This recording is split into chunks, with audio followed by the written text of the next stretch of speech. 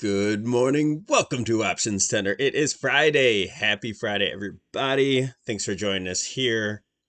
Go down to that bottom right-hand corner, hit that Options Center logo, and subscribe. If you like this content, if it helps you in your trading day or learn anything, please like the video. We're going to go on ES on multiple time frames, get this pre-market done pretty quick. We've done it all week. Not a whole lot has changed, but we'll go through it anyway. Let's go through the monthly. We're looking at 1, 2, 3, 4, possible wave 5 finish there. We're still looking to fight that 8 EMA.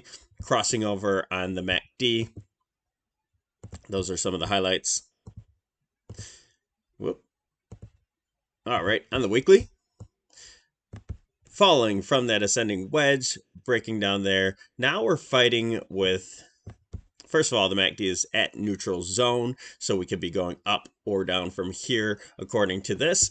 Fighting with the MAs at this point, still underneath the 20, but squeezed between the 8 EMA and the 50-week MA as well. Let's go down to the daily, and this is where things start to change just a little bit here. All right. After this long push up here, start to break down, very similar to this back here, where we had an evening star pattern, fake breakdown underneath the rising pivot and then important level. Now we got back into our green zone for the buy zone. Let's get in closer, starting to make the crossover on the MACD. And look at this bounce, not very convincing, looks very much like a bear flag. So this is a possible 1, 2, 1, 2. Where we're getting to the top of this this chop zone.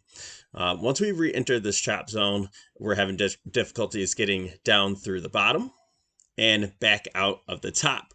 Now, on the top, we also have our 8 EMA. We get back under that and start trending down. That's good for the bears, bad for the bulls, but we're squeezed between the 200-day moving average and the 20-day simple moving average. And really, this zone, once we get out of there, that really determines which way we're going to go for, maybe a couple weeks or so.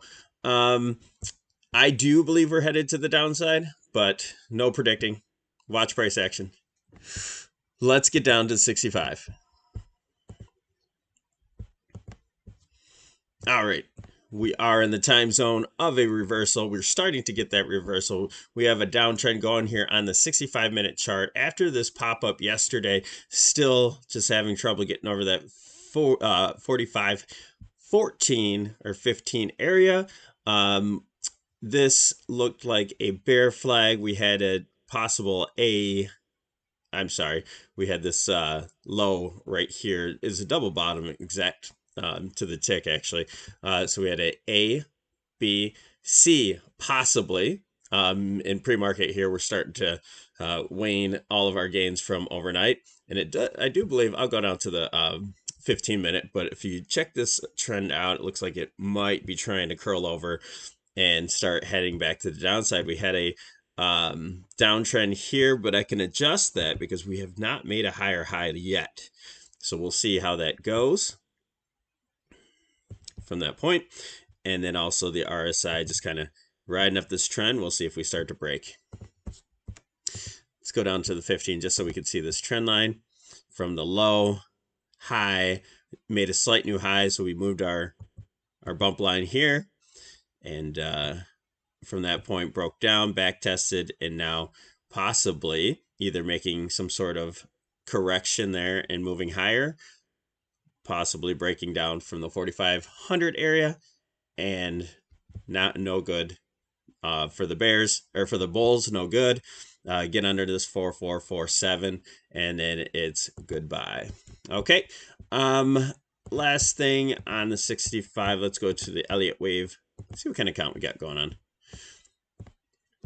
So we're looking at it looks like a 5-wave move down, 3-wave move up, 5-wave move down, possibly to complete an ABC, but we're not going to go with that.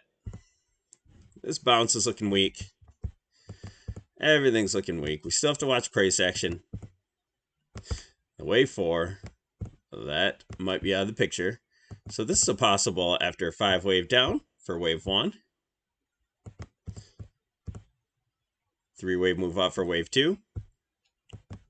And on a lower degree, 5-wave move down, 1. And back to that 50% retracement, wave 2. Now, the NASDAQ did not make it back to the 50%, made it to 382. We're not going to look at that right now, but much weaker. So if the NASDAQ leads us to the downside, which it looks like it so far, we'll have to see what kind of action happens when order flow starts pumping in there. But we got into our buy section, had the bounce, and now this is really what determines what happens next. We get underneath this 382. Start going lower. We probably had that 1-2-1-2 going on, and this can be much more impulsive to the downside. Okay, so that's it. I'm not going to take up any more of your time, about 5-6 minutes here. Have a wonderful trading day. Have a wonderful weekend, and join our Patreon if you like some additional information. Have a wonderful day.